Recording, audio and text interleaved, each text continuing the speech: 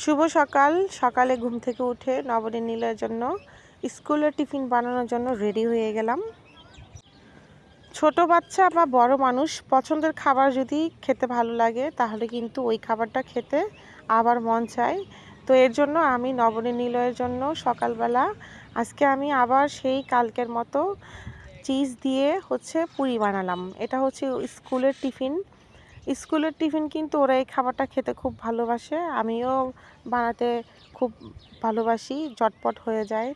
তো টিফিনটা হয়ে গেল, এখন আমি বক্সটা ব্যাগে দিয়ে দিলাম। তো ওদের জন্য তো খাবার তৈরি করলাম, নিজের জন্য তো কিছু একটা করা উচিত।